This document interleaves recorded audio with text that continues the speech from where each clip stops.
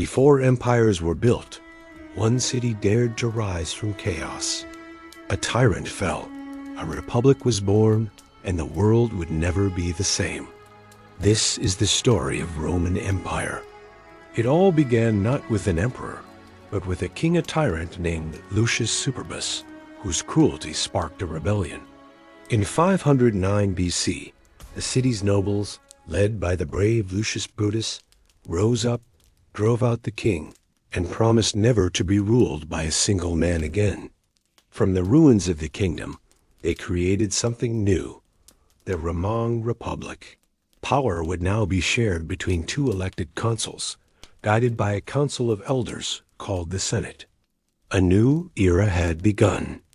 Rome's first taste of conquest came from its rich and powerful neighbor, the Etruscan city of Veii. In 396 BC, after a long and difficult siege, Roman soldiers captured the city and took its lands and people. But this early victory was soon followed by a terrible disaster. Around 387 BC, a new enemy came from the north, the Gauls. A horde of 15,000 warriors attacked Rome, burning the city and leaving it in ruins. For 2 years, the Romans fought to take back their home, a struggle that made them stronger and more determined.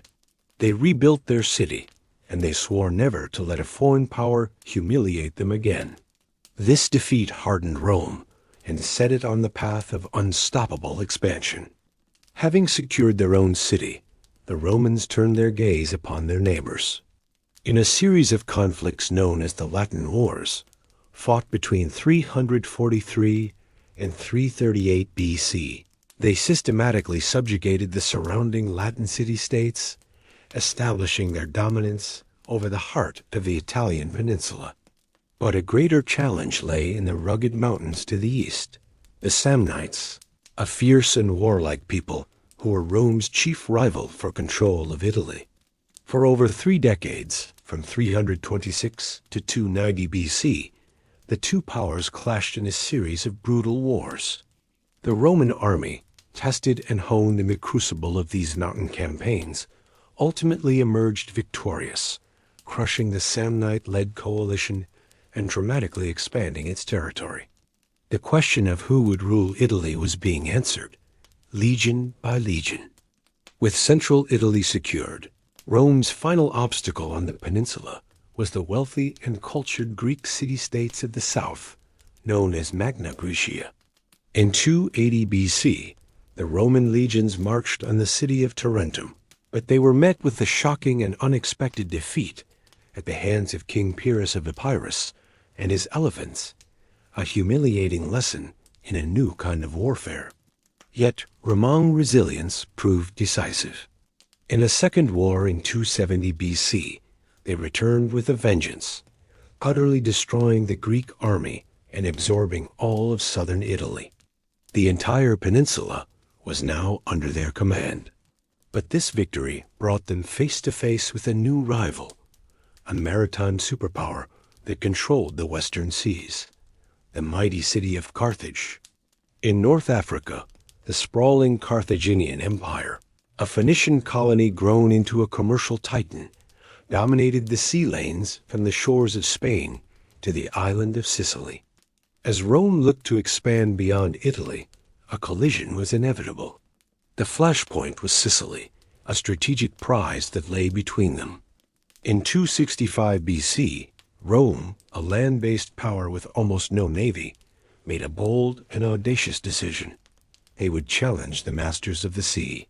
They built a fleet from scratch, training sailors and soldiers for a new kind of war.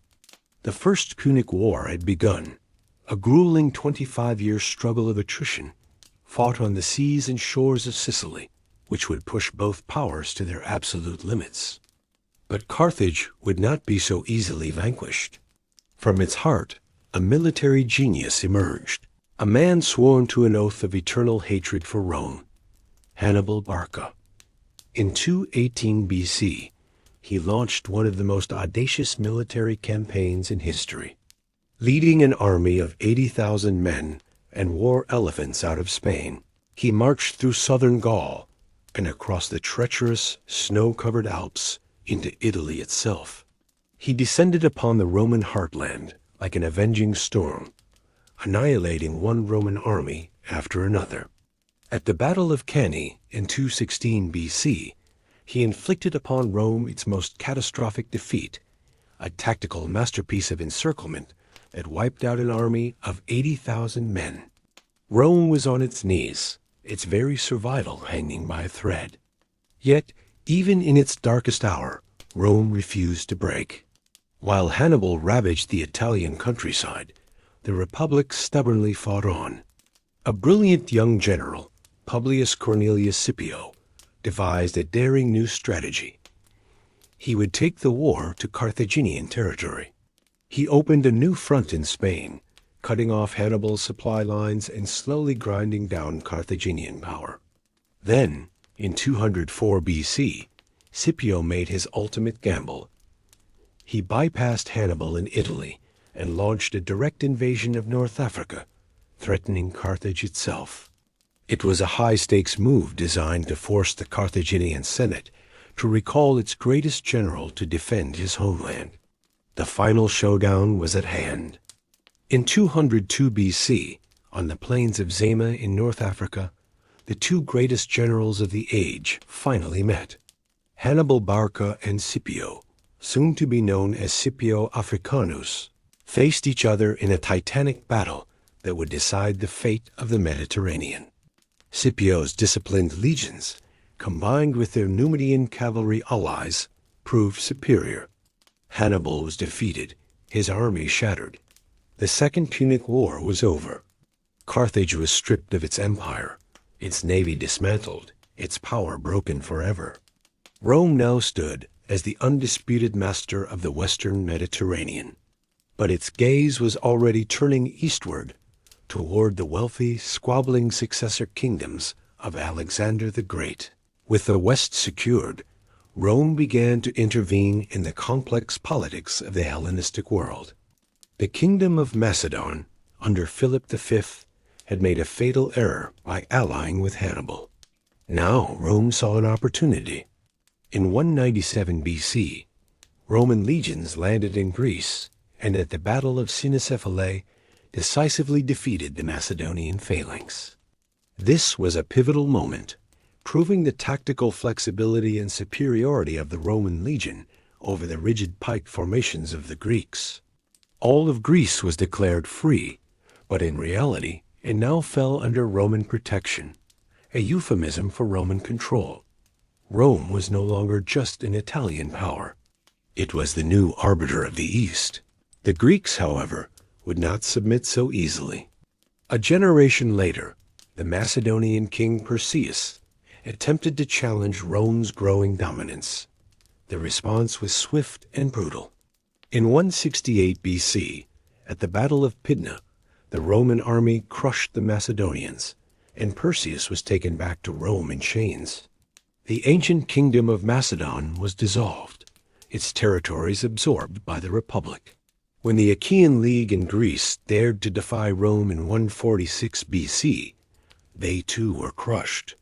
In the same year, Roman legions utterly annihilated the city of Corinth as a final bloody lesson. The era of Greek independence was over. The cradle of Western civilization was now just another province in Rome's ever-expanding empire. Simultaneously, Rome decided to settle its old score with Carthage once and for all. Driven by the fiery rhetoric of senators like Cato the Elder, who famously ended every speech with "Carthage must be destroyed," Rome launched the Third Punic War in 149 BC. This was not a war of necessity, but of annihilation. After a 3-year siege, the city was captured, razed to the ground, and its soil sown with salt. In a starkly different display of expansion, in 133 BC, King Attalus III of Pergamon died and bequeathed his entire wealthy kingdom in Anatolia to the Roman Republic in his will. Through brutal conquest and shrewd diplomacy, Rome now controlled a vast domain stretching from the Atlantic to Asia Minor. But as the Republic's borders expanded, its internal foundations began to crack. The immense wealth flowing in from conquered provinces created a vast gulf between the super-rich elite and the impoverished masses. Small farmers, the backbone of the old Roman army, were driven from their land, flocking to the city to become a volatile, unemployed mob. At the same time, new threats festered on the frontiers. In North Africa, the Numidian king Jugurtha defied Roman authority, while in the north, terrifying Germanic tribes, the Cimbri and Teutons, threatened to invade Italy itself. The Republic was suffering from the strains of its own success, its old institutions unable to cope with the demands of a world-spanning empire. From this crisis, a new kind of leader emerged, Gaius Marius. A new man from outside the traditional aristocracy. He was a brilliant military reformer who professionalized the Roman army, recruiting landless citizens and promising them rewards.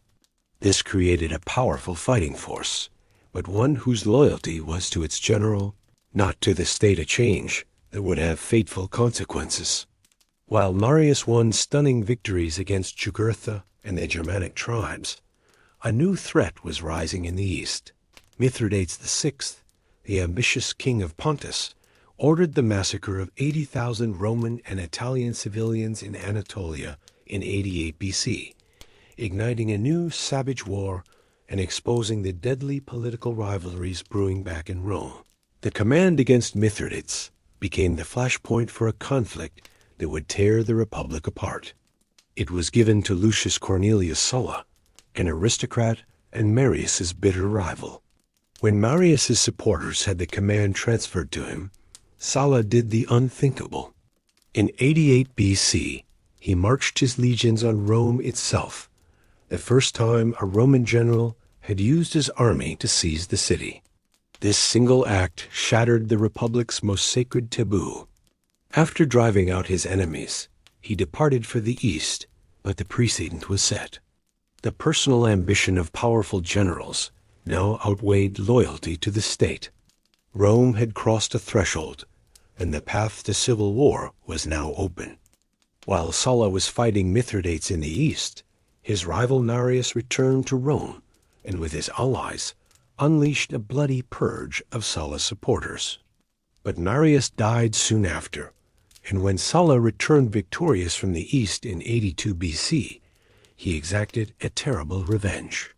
He had himself declared dictator for the reconstitution of the Republic, a title that gave him absolute power. He then unleashed his infamous proscriptions, publishing lists of his political enemies who could be killed with impunity, their property confiscated. It was a reign of terror designed to restore the old order, but the violence and the example of one-man rule only served to hasten the Republic's final demise. From the ashes of the First Civil War, a new military hero emerged, Gnaeus Pompeius, known as Pompey the Great. He had been one of Sulla's most successful lieutenants. In the decades that followed, he was granted a series of extraordinary commands. In 67 BC, he swept the Mediterranean clear of pirates in a brilliant 3-month campaign. He then marched east, where he finally defeated the stubborn Mithridates of Pontus and completely reorganized Rome's eastern provinces. He annexed vast new territories and created a network of client kingdoms loyal to Rome. He returned to the city in 62 BC as the most powerful and celebrated man in the Republic, his prestige and influence unparalleled. But another man's ambition was rising to match Pompey's. Gaius Julius Caesar, a brilliant politician and orator from an ancient patrician family, possessed a charm and a ruthless drive that set him apart. In 58 BC, he secured the governorship of Gaul. Over the next 9 years, he waged a brutal and masterful campaign of conquest, subjugating the Gallic tribes and pushing the Roman frontier to the English Channel and the Rhine River. The Gallic Wars brought him immense wealth, a battle-hardened and fanatically loyal army, and a military reputation that would soon rival Pompey's. The stage was being set for an inevitable collision between the Republic's two greatest men. Back in Rome, Pompey and the conservative faction of the Senate grew increasingly wary of Caesar's power and popularity. In 49 BC, they issued an ultimatum. Caesar was to disband his army and return to Rome as a private citizen to face prosecution. Caesar knew this was a political death sentence. He marched his 13th legion to the banks of the Rubicon, a small river that marked the boundary of Italy.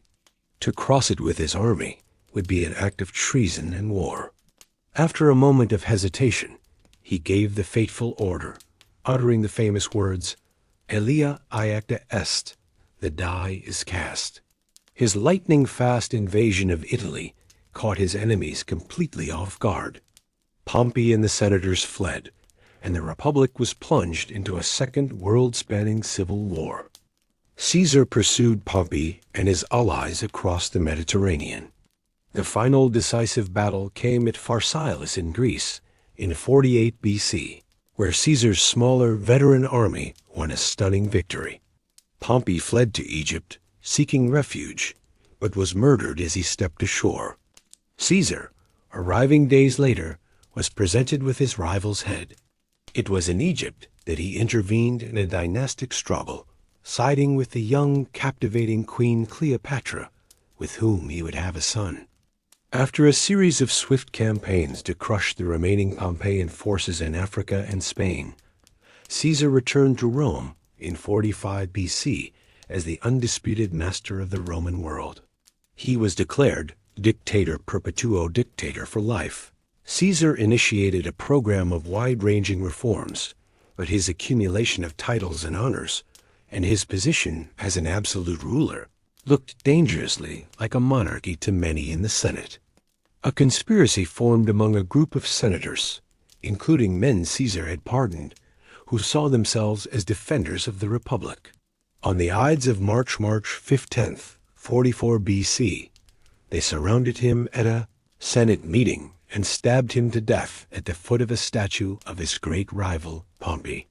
They believed they had saved the Republic by killing a tyrant, but they had miscalculated. They had killed the man, but they had unleashed a new wave of chaos and civil war that would finally drown the Republic in blood. Caesar's assassination did not restore the Republic. It created a power vacuum.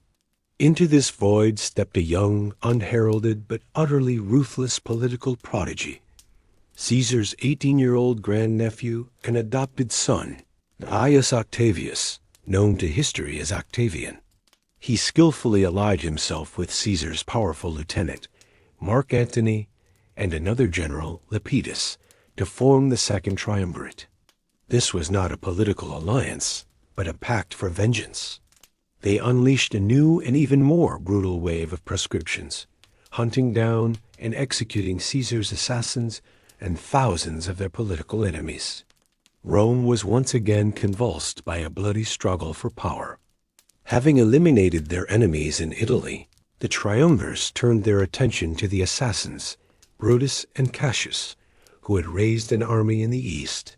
In 42 BC, at the Battle of Philippi in Greece, Antony and Octavian's forces crushed the last of the Republican armies. With their victory complete, the triumvirs divided the Roman world between them.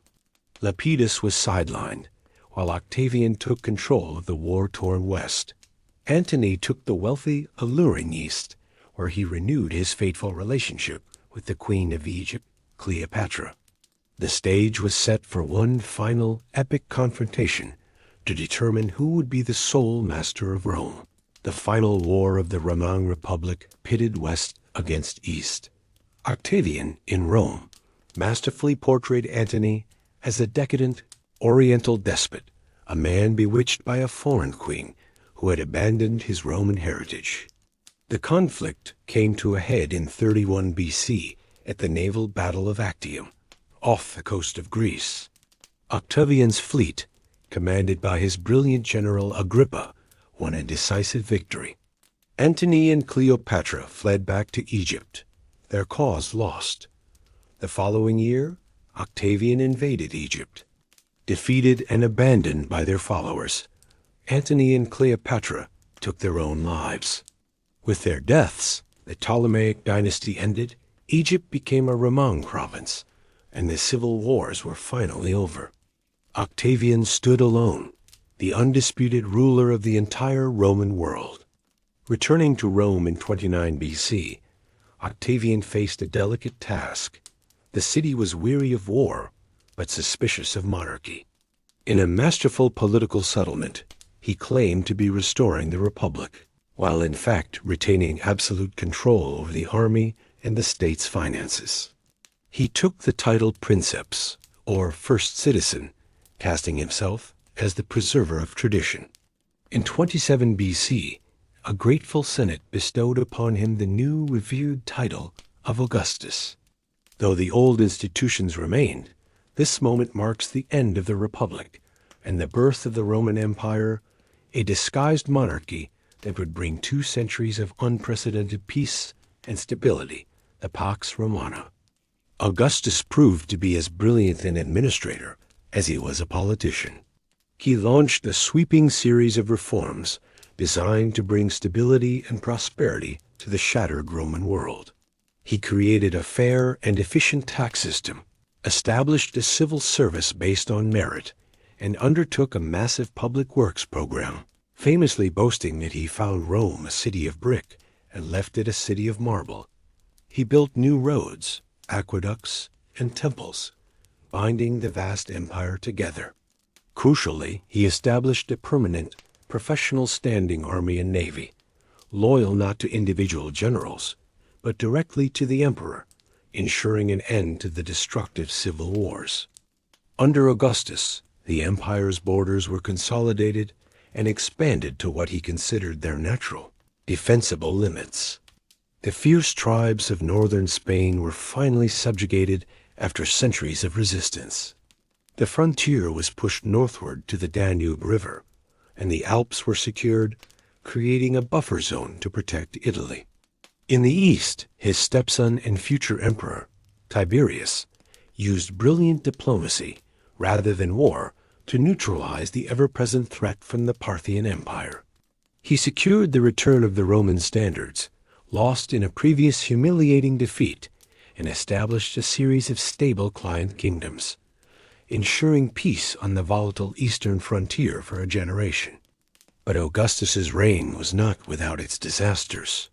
The emperor's ambition to conquer the wild lands of Germania, between the Rhine and Elbe rivers, ended in catastrophe. In 09 AD, a brilliant Germanic chieftain named Arminius, who had served in the Roman army and knew its tactics, led 3 entire Roman legions, the 17th, 18th, and 19th, into a devastating ambush in the dense Teutoburg forest. Over 3 days, more than 20,000 Roman soldiers were wiped out in a brutal, running battle. The defeat was a profound shock. It halted Roman expansion into Germania forever, and reportedly caused the aging Augustus to wander his palace, crying out, "Quintilius Varus, give me back my legions." As he grew old, Augustus was haunted by the problem of succession. He had no surviving sons, and one by one, his chosen heirs died before him. He was finally forced to adopt his gloomy but highly competent stepson, Tiberius, a proven military commander. In 14 AD, after a remarkable 41-year reign, Augustus died. His last words to his friends were, "Have I played the part well? Then applaud as I exit." He had transformed a republic torn apart by a century of civil war into a stable and prosperous empire.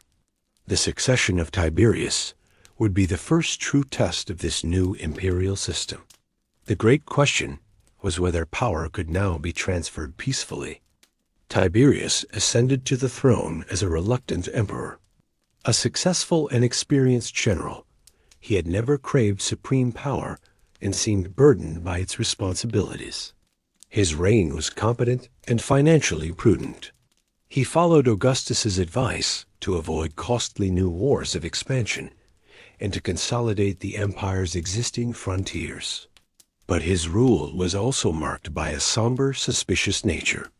He grew increasingly paranoid, relying on his ruthless Praetorian prefect, Sejanus, and instigating a series of treason trials. In his later years, he withdrew from Rome entirely, ruling the vast empire from his isolated villa on the island of Capri, a dark and reclusive figure who had lost the affection of both the people and the Senate. After Tiberius's gloomy reign, the accession of his young great-nephew Caligula was met with widespread joy. He was the son of the beloved general Germanicus, and his initial months as emperor were promising. But a severe illness seemed to transform him into a monster. His reign descended into a fever dream of cruelty, extravagance, and alleged madness. He engaged in incest with his sisters, appointed his horse as consul, and declared himself a living god. His erratic and tyrannical behavior, combined with a series of arbitrary executions, turned everyone against him. In 41 AD, after less than 4 years on the throne, Caligula was assassinated by officers of his own Praetorian Guard. In the chaos following Caligula's assassination, the Praetorian Guard found his uncle Claudius, a man with a limp and a stammer who had long been dismissed as a fool, hiding behind a curtain in the palace. They promptly declared him emperor. But Claudius proved to be a surprisingly intelligent and effective ruler. He was a capable administrator who rationalized the imperial bureaucracy and undertook major public works. His greatest achievement was succeeding where even Julius Caesar had failed, the conquest of Britain. In 43 AD, he launched a successful invasion, and much of southern Britain was made a Roman province. The unlikely emperor had proven his worth. When Claudius died in 54 AD, allegedly poisoned by his ambitious wife, Agrippina, his 16-year-old stepson Nero ascended to the throne. His early reign, guided by his mother and advisors like the philosopher Seneca, was stable. But Nero soon cast them aside, even having his own mother murdered. He fancied himself a great artist and devoted himself to pleasure, performance, and extravagance, while his rule became increasingly tyrannical. On the frontiers, his reign saw the brutal suppression of the Boudiccan revolt in Britain, a bloody uprising that resulted in the deaths of tens of thousands of Roman civilians and soldiers before the legions finally regained control. In the summer of 64 AD, a catastrophic fire broke out in Rome, raging for over a week and destroying vast swaths of the city. Rumors swirled that the emperor himself had started it to clear land for his extravagant new palace, the Domus Aurea, or Golden House, and had even played his lyre while the city burned. While likely untrue, Nero was at his villa in Antium when the fire began and rushed back to lead relief efforts. He needed a scapegoat. He blamed the city's small and secretive Christian community. This led to the first major state-sponsored persecution, with Christians being subjected to horrific public tortures and executions, a dark precedent for the centuries to come. Nero's tyranny and extravagance, combined with a series of military revolts in the provinces, finally led to his downfall. In 68 AD, the Senate declared him an enemy of the state. Abandoned by all, he committed suicide, reportedly uttering the words, "What an artist dies in me." His death ended the Julio-Claudian dynasty and created a dangerous power vacuum. The result was a year of bloody civil war, known as the Year of the Four Emperors. One after another, the generals Galba, Otho, and Vitellius seized the throne with the backing of their legions, only to be quickly overthrown and killed. The chaos was a brutal reminder that the true source of power in the empire was the army. From the ashes of the civil war, a final contender emerged, Titus Flavius Vespasianus, a pragmatic, battle-hardened general who had been commanding the Roman forces suppressing a major Jewish revolt in Judea. His legions declared him emperor, And after the defeat and death of Vitellius, he was confirmed by the Senate in 69 AD. Vespasian's accession brought an end to the chaos. He was a down-to-earth and fiscally responsible ruler who restored stability to the empire, founding the new Flavian dynasty. After a year of bloodshed and madness, a sense of order and practicality had returned to Rome.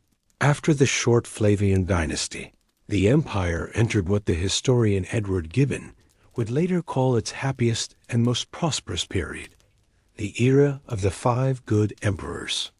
This period began in 98 AD with the accession of Trajan, a brilliant soldier emperor from Spain. He was a man of boundless ambition who pushed the empire's frontiers to their absolute maximum extent. He conquered Dacia, north of the Danube, securing its rich gold mines. Then, in 113 AD, he launched a massive invasion of the Parthian Empire, Rome's great eastern rival. His legions marched through Mesopotamia, capturing the capital Ctesiphon and reaching the Persian Gulf. The Roman Empire had reached its territorial zenith. Trajan's successor, Hadrian, was a man of a very different temperament. A cultured and pragmatic leader, he judged that Trajan's eastern conquests were indefensible and immediately withdrew Roman forces from Mesopotamia. His reign was not one of expansion, but of consolidation.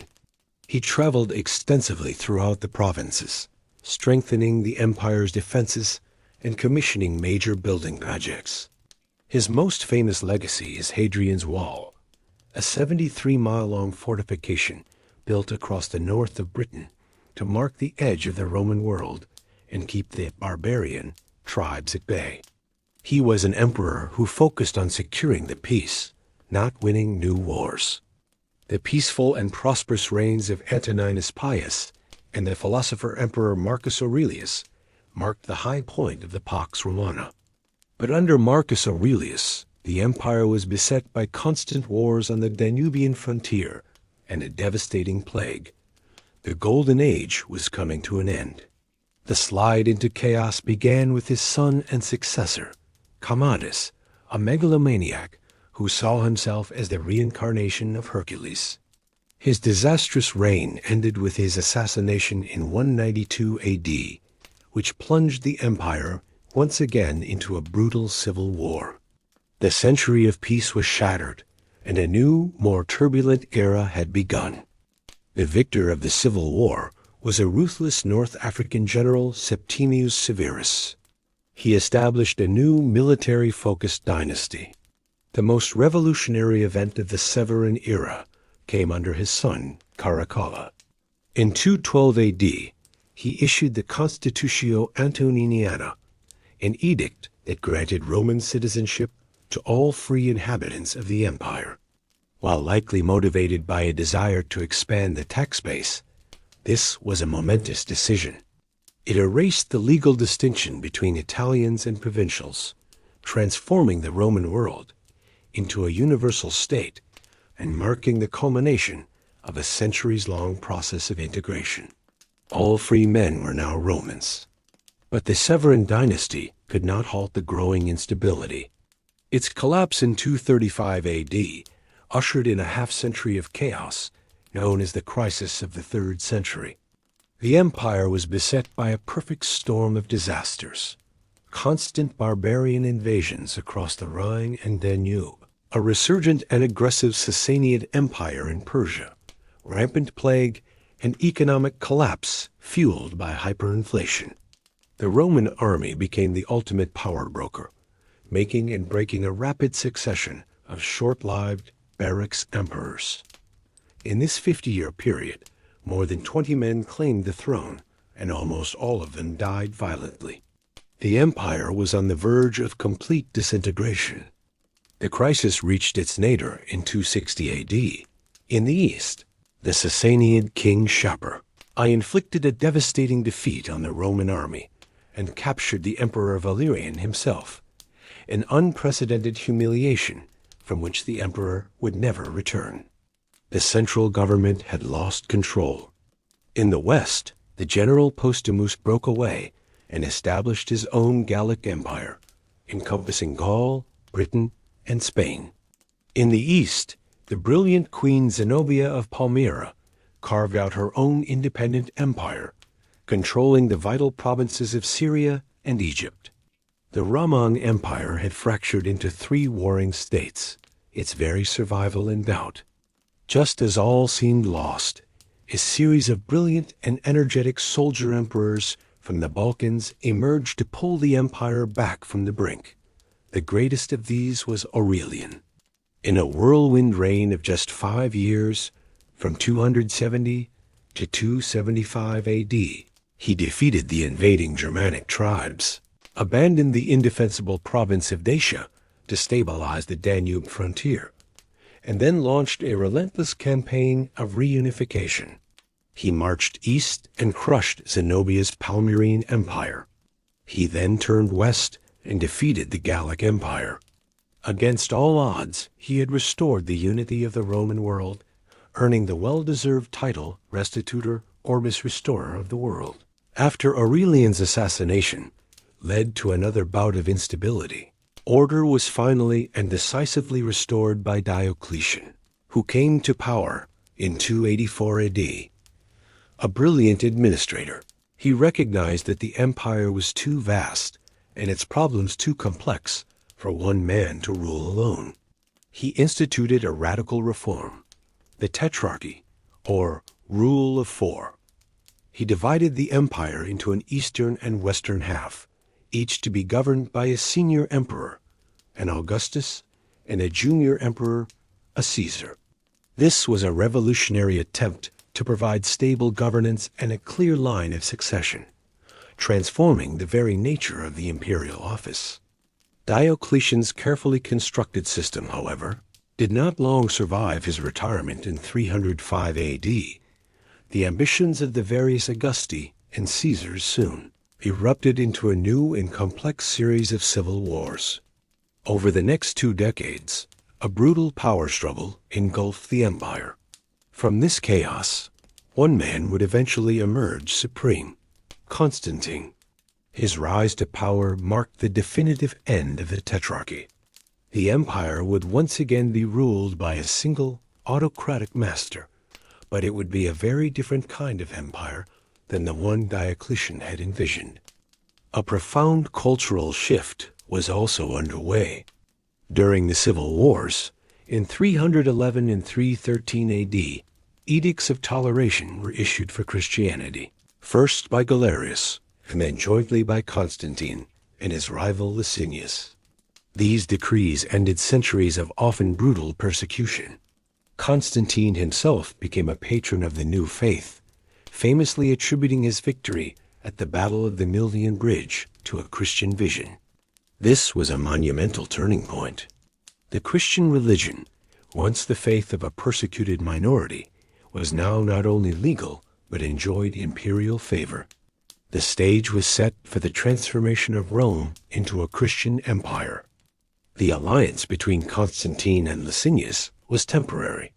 By 324 AD, the rivalry had erupted into a final, decisive civil war.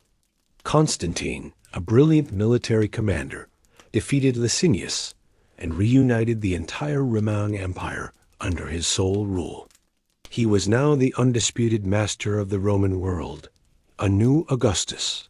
The Tetrarchy was officially dead.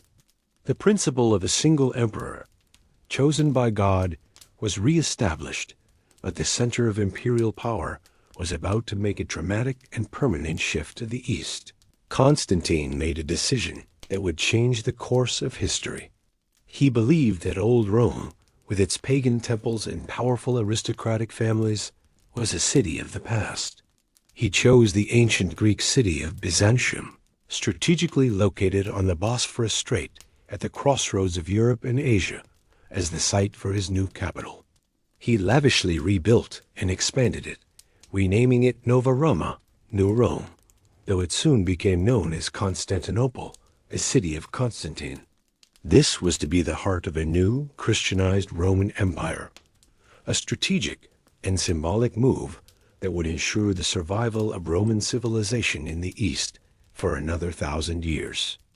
After Constantine the Great's death in 337 AD, the empire was once again racked by internal power struggles, this time between his sons. This fratricidal conflict weakened the state and left the frontiers vulnerable. The pressure from outside was relentless. In the east, the Sasanian Empire remained a formidable and persistent enemy. Along the Danube and Rhine rivers in the west, the Goths and other Germanic tribes were becoming more organized and aggressive, launching ever more destructive raids into Roman territory. The stability Constantine had forged was beginning to crumble under the weight of internal division and external threats. In 379 AD, Theodosius I, known as Theodosius the Great, ascended to the throne in the east. A devout Nicene Christian, his reign marked the final triumph of Christianity over traditional Roman paganism. He issued a series of edicts that effectively outlawed pagan sacrifices and made Christianity the official state religion. Through a series of political events, he briefly became the last man to rule over a fully united Roman Empire, east and west. But his most fateful act would come on his deathbed, a decision that would permanently alter the shape of the Roman world. On his death in 395 AD, Theodosius divided the empire between his two young sons.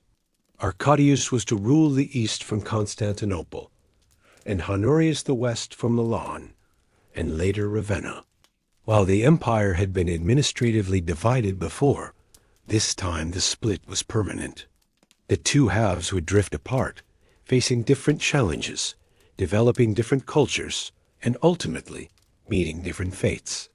The Western Roman Empire was now on its own, just as the greatest barbarian threat in its history was gathering like a storm on its frontiers.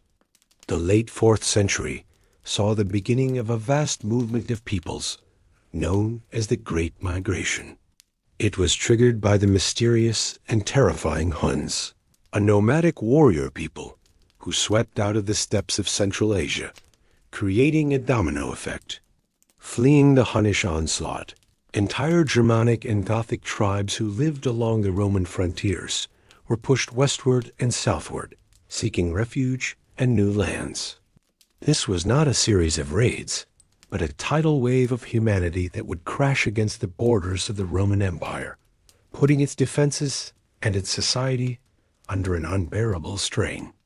The first to feel the full force of this migration were the Goths. Fleeing the Huns, they were allowed to cross the Danube and settle in Roman territory.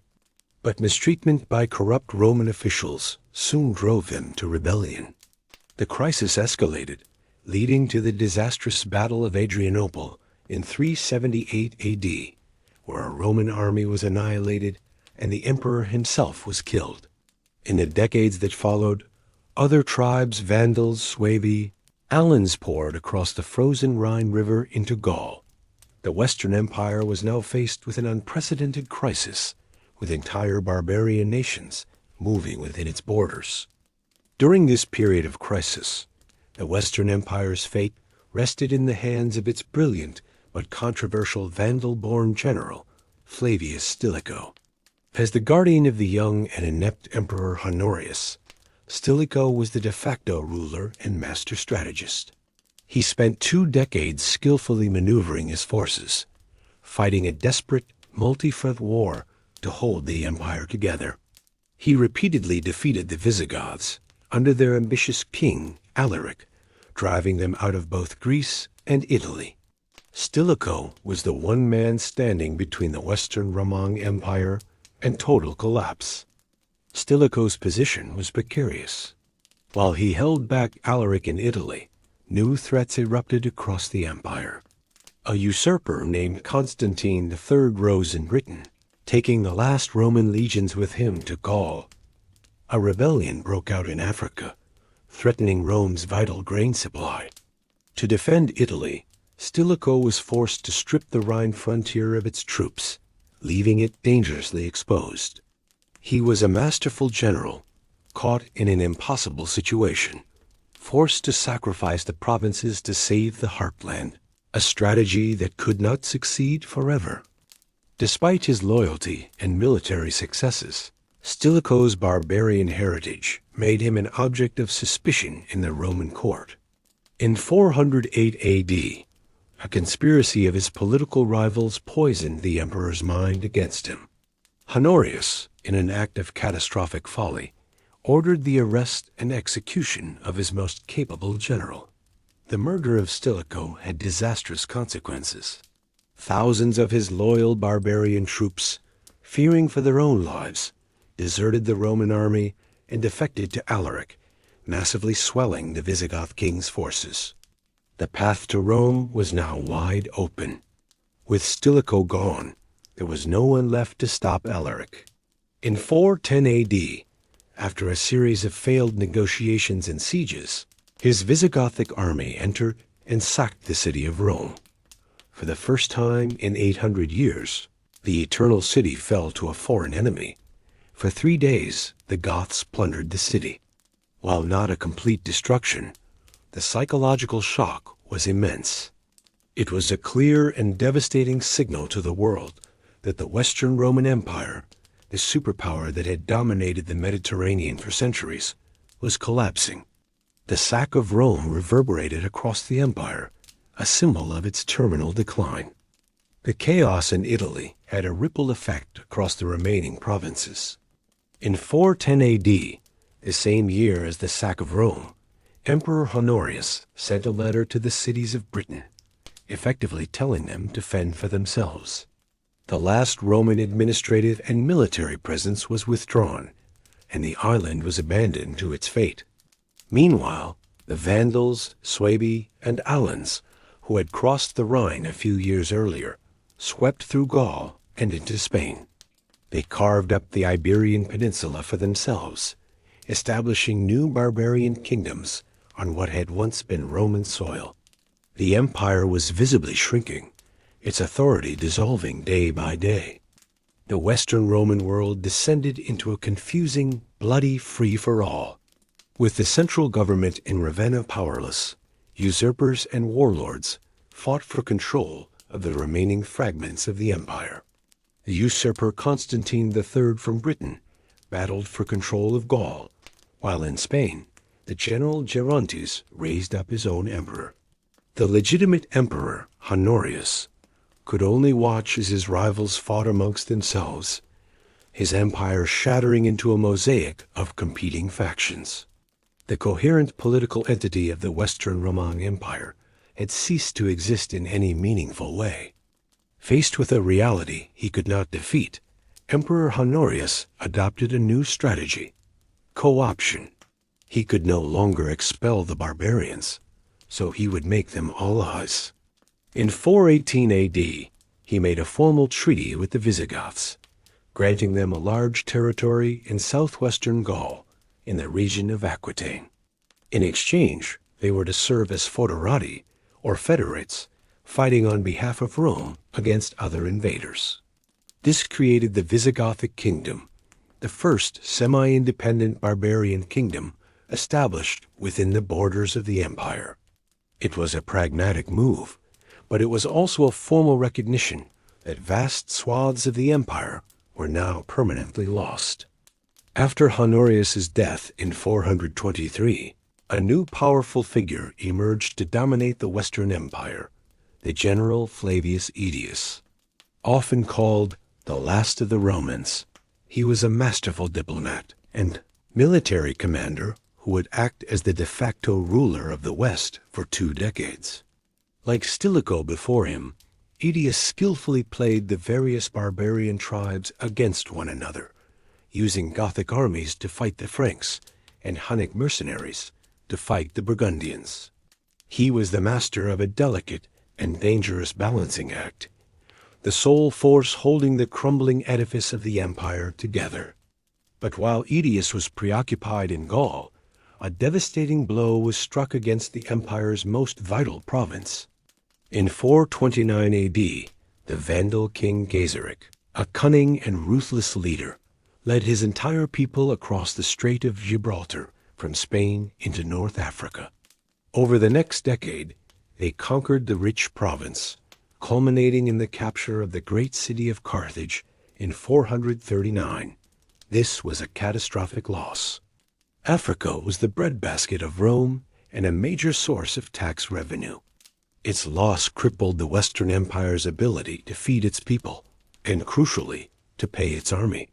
The economic heart of the empire had been torn out. As if the loss of Africa were not enough, a new and terrifying threat emerged from the east. Attila, the king of the Huns. Having united the Hunnic tribes into a vast and powerful nomadic empire, he became known as the Scourge of God. In 451 AD, he led his massive army of Huns and subject peoples across the Rhine and invaded Gaul, sacking and destroying everything in his path. Aetius knew this was a threat unlike any other. He frantically assembled a grand coalition, uniting his Roman forces with their traditional enemies, the Visigoths, Franks, and other Germanic tribes, to face the Hunnish storm.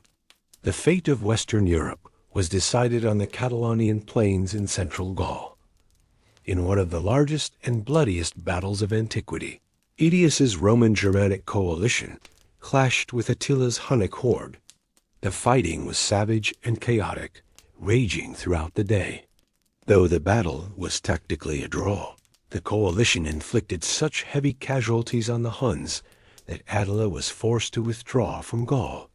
Aetius had saved the west from the Hunnic threat, but it was a victory won with the blood of both Romans and their new barbarian allies, a testament to the strange and desperate alliances of this dying world. Attila was not defeated, merely delayed. The following year, 452 AD, he regrouped and invaded Italy itself, sweeping through the northern plains and leaving a trail of destruction. As the Hunnic army marched south towards Rome, panic seized the city. But then, for reasons still debated by historians, Attila halted his advance. Perhaps it was a plea from an embassy led by Pope Leo I. Perhaps it was the lure of a massive bribe, or perhaps disease and famine were stalking his army. Whatever the cause, he turned back. Rome was spared, but the empire had again been brought to the very brink of annihilation. Just as he had saved the empire from its greatest threat, Aetius met a tragic end. The paranoid and jealous emperor, Valentinian III, fearing his general's power and prestige, murdered him with his own hands in 454 AD. It was a catastrophic act of political folly. The empire had once again destroyed its most capable defender. The consequences were immediate. The next year, the Vandal king Gaiseric, seeing the power vacuum, sailed his fleet from Carthage and captured Rome. This time, there was no Aetius to stop him. The Vandals subjected the city to a systematic, 2-week-long sack, stripping it of its remaining treasures. The empire was now defenseless. In the years that followed, the Western Roman Empire became a phantom state. The real power was held not by the emperors, but by their powerful barbarian generals, the magistri militum. The most dominant of these was the Suebian general Ricimer. For nearly 2 decades, he was the ultimate puppet master, appointing and deposing a series of weak, short-lived emperors who ruled at his pleasure. These were the shadow emperors, rulers in name only. The Western Roman Empire was now a hollow shell, its fate dictated by the whims of its barbarian warlords. The final act in the long drama of the Western Roman Empire was almost a farce. In 475 AD, a general named Orestes placed his own young son on the throne. The boy's name was, with deep historical irony, Romulus Augustulus, combining the name of Rome's mythical founder with a diminutive of its first emperor. His reign lasted less than a year. In 476 AD, a Germanic chieftain named Odoacer, leading a revolt of barbarian troops in the Roman army, deposed the boy emperor. There was no great battle, no last stand. Odoacer simply sent Romulus into a comfortable retirement. Odoacer did not claim the imperial title for himself. Instead, he had the Roman Senate send the imperial insignia, the diadem, toga, and scepter to the Emperor Zeno in Constantinople, with the message that the West no longer needed its own emperor. The year 476 AD is traditionally marked as the end of the Western Roman Empire and the beginning of the Middle Ages.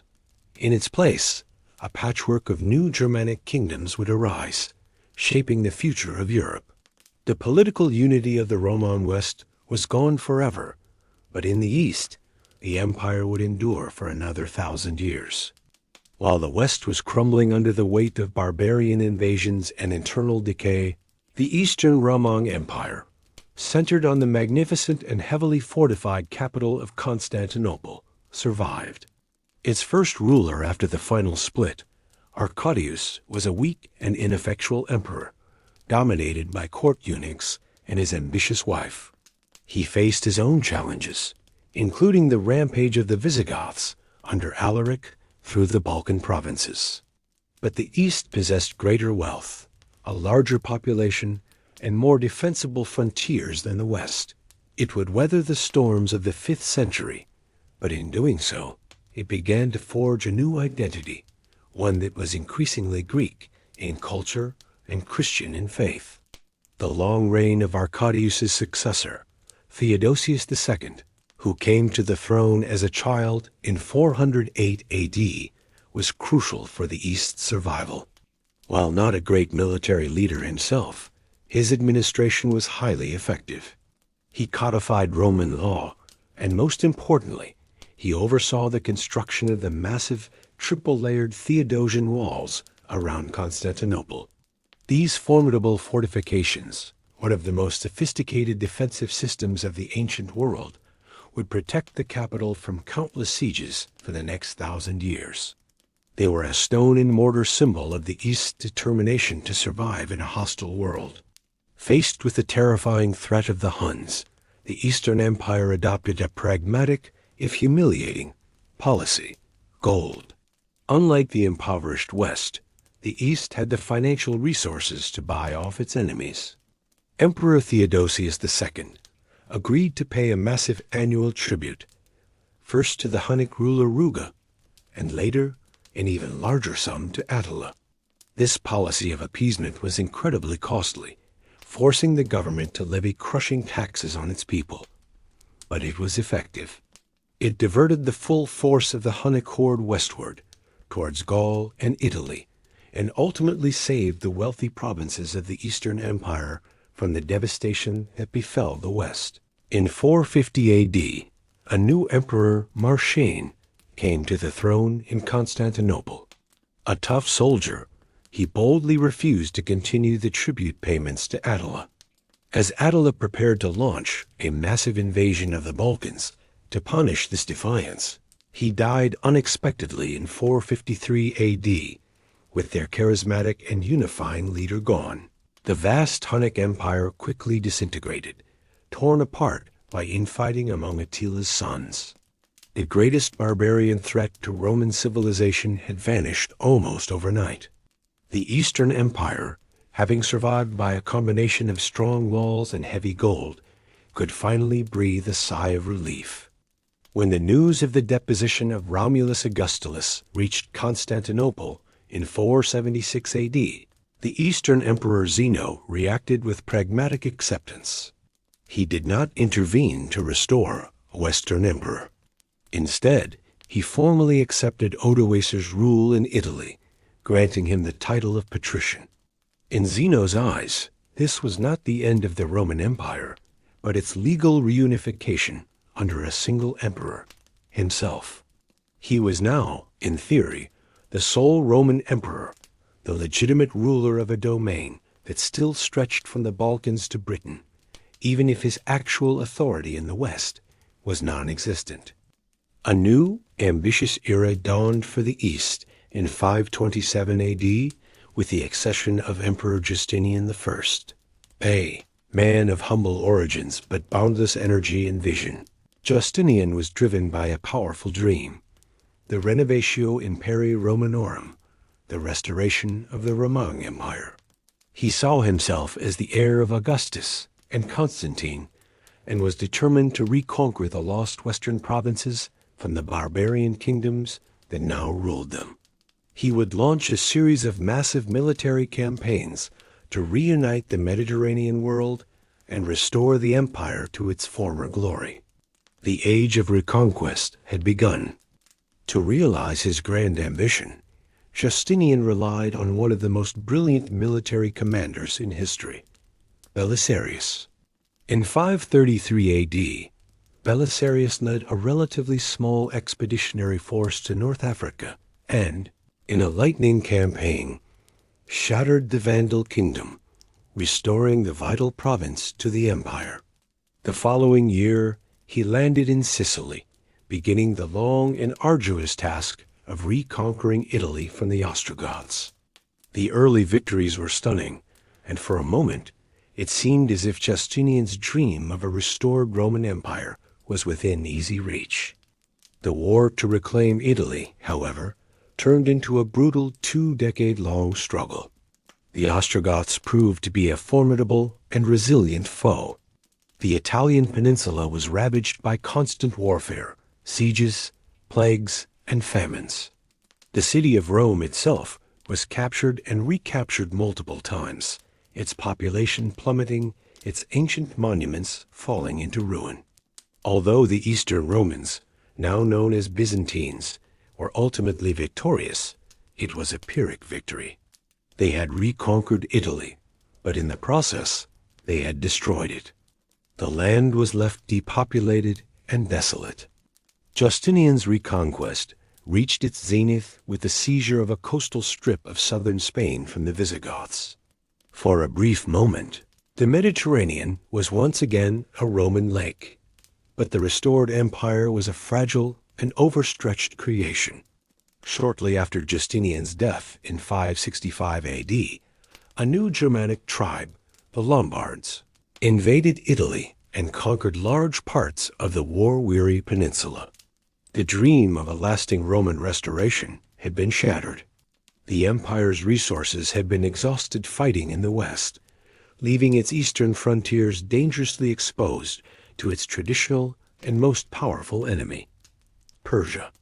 For over 50 years, from the late 6th to the early 7th century, the Byzantine and Sasanian Persian empires were locked in a final, cataclysmic struggle. The war reached an apocalyptic intensity, with the Persians conquering Syria, Egypt, and Anatolia, and even besieging Constantinople itself. Under the brilliant Emperor Heraclius, the Byzantines staged a remarkable comeback, ultimately defeating the Persians and restoring their old frontiers. But this titanic conflict, the last great war of antiquity, left both empires utterly exhausted, militarily and financially, and dangerously vulnerable to a new threat that was emerging, unforeseen, from the deserts of Arabia. United by the new faith of Islam, Arab armies exploded out of the Arabian Peninsula with breathtaking speed and energy. They fell upon the two exhausted empires, which were in no condition to resist. The Sassanid Empire was conquered and completely extinguished. The Byzantine Empire suffered a series of devastating defeats, losing its wealthiest provinces Syria, Palestine, and Egypt in less than 2 decades. The Arab conquests redrew the map of the world, creating a vast new Islamic caliphate. The Byzantine Empire survived, but it was reduced to a smaller, embattled rump state, fighting for its very existence. The Eastern Roman Empire, now more accurately termed the Byzantine Empire, was locked in a centuries-long struggle for survival. It faced the relentless pressure of the Islamic caliphates on its eastern and southern borders. At the same time, new and powerful enemies were emerging in Europe. In the Balkans, the Bulgar Khanate established a formidable state that would become a persistent and dangerous rival. And in the West, a new power was rising, the Frankish kingdom, which, under a new dynasty, would soon challenge the Byzantines for the ultimate prize, the legacy of the Roman Empire itself. On Christmas Day, 800 AD, in the city of Rome, Pope Leo III placed a crown on the head of the mighty king of the Franks, Charlemagne, and declared him Emperor of the Romans. This act was a direct challenge to the legitimacy of the ruler in Constantinople, who also claimed that title. It formalized the growing political and cultural split between the Greek-speaking East and the Latin-speaking West. There were now two emperors in Christendom, each claiming to be the true heir of Augustus and Constantine. The dream of a single, universal Roman Empire was definitively over. For the Byzantines, a more immediate and dangerous threat was brewing in the Balkans. The First Bulgarian Empire had grown into a powerful and ambitious state that directly challenged Byzantine supremacy in the region. In 811, the Bulgar Khan Krum inflicted a catastrophic defeat on a Byzantine army, killing the Emperor Nicephorus I himself. For the next 2 centuries, the two empires would be locked in a cycle of brutal warfare, a titanic struggle for control of the Balkan Peninsula. Under powerful rulers like Tsar Simeon the Great, the Bulgarians nearly captured Constantinople itself. The fortunes of the empire were revived under a new and vigorous line of rulers, the Macedonian dynasty. A series of capable soldier emperors pushed back the empire's enemies on all fronts, ushering in a new golden age. This revival culminated in the long and brutal reign of Basil II. After a decades-long war of attrition, he systematically destroyed the First Bulgarian Empire, earning himself the grim title Bulgaroctus the Bulgar Slayer. By 1018, the entire Balkan Peninsula was once again under Byzantine rule. The empire had reached its greatest extent since the Arab conquests, its power and prestige restored. But as the Bulgarian threat was extinguished, a new and even more dangerous enemy was rising in the east. The Seljuk Turks, a nomadic people from Central Asia who had converted to Islam, swept into the Middle East, creating a vast new empire. In the mid-11th century, their raiding parties began to probe the frontiers of Byzantine Anatolia, the agricultural and military heartland of the empire. In 1048, at the Battle of Pasimler, Byzantine and Seljuk forces clashed in their first major engagement. The result was inconclusive, but it was a dark omen. A powerful and aggressive new force was now on the empire's doorstep. The decisive confrontation came in 1071. The Byzantine Emperor Romanos, the fourth Diogenes, led a massive army into eastern Anatolia, determined to drive out the Seljuks for good. At the Battle of Manzikert, his army met the forces of the Seljuk Sultan Alp Arslan. Due to a combination of tactical errors and treachery within the Byzantine ranks, the imperial army was annihilated, and the emperor himself was captured. Manzikert was a catastrophe of the highest order. It shattered the Byzantine defensive system in the east and opened the floodgates for the Turkish tribes to pour into Anatolia. The heartland of the empire was lost. With Anatolia, its primary source of soldiers and food, lost to the Seljuks, the Byzantine Empire was on the brink of collapse. In desperation, the Emperor Alexios I Komnenos appealed to the Pope and the Christian knights of Western Europe for military aid. The response was the First Crusade. The Crusaders, on their way to the Holy Land, helped the Byzantines recapture some coastal cities in western Anatolia. But the alliance was fraught with suspicion. The Crusaders viewed the Byzantines as treacherous and effeminate, while the Byzantines saw the Crusaders as uncouth, greedy, and dangerous barbarians. This cultural clash laid the groundwork for future disaster. That disaster came in 1204. The Fourth Crusade, originally intended to attack Egypt, was diverted by Venetian naval interests and Byzantine political intrigue to the walls of Constantinople itself. In a shocking act of Christian-on-Christian violence, the Crusader army stormed and brutally sacked the greatest city in Christendom. They looted its immense wealth, desecrated its churches, and murdered its citizens. The Byzantine Empire was shattered. In its place, the Crusaders established a Latin Empire, while Byzantine nobles fled to establish successor states in exile. For over half a century, the Byzantine world was fragmented, but the most powerful of the successor states, the Empire of Nicaea, patiently rebuilt its strength. Its rulers skillfully played their rivals against one another. Finally, in 1261, a Nicaean general, in a surprise attack, recaptured Constantinople from the weak and impoverished Latin Empire. The Byzantine emperor, Michael VIII Palaiologos, made his triumphal entry into the city. The Byzantine Empire was restored, but it was a hollow victory. The restored empire was a pale shadow of its former self, a small, poor state surrounded by powerful enemies, its capital a depopulated and half-ruined city. As the restored Byzantine Empire struggled for survival, a new power was rising from the ashes of the collapsed Seljuk Sultanate in Anatolia. In the northwest, a small Turkish principality, or beylik, led by a chieftain named Osman, began to expand. This was the birth of the Ottoman state. From its very beginning, it directed its formidable military energy against the crumbling Byzantine frontiers, capturing one city after another. The Byzantines, weakened by endless civil wars, were powerless to stop this new, relentless, and highly motivated foe. The Ottoman expansion was astonishingly rapid.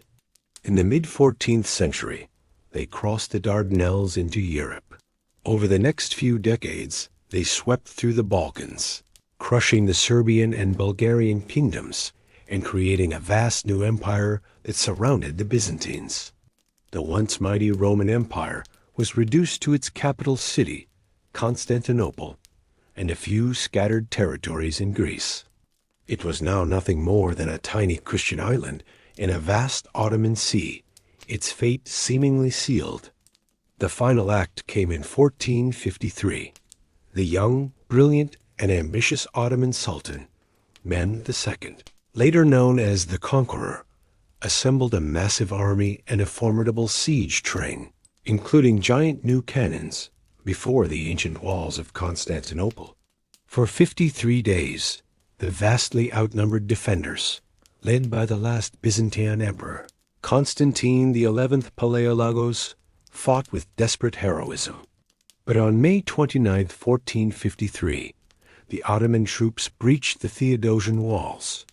The city fell, the last emperor died fighting in the breach, and the Roman Empire, after an unbroken history of more than 2,200 years, finally came to an end. To understand the present, we must face the past. Subscribe and explore the empires that built and broke our world.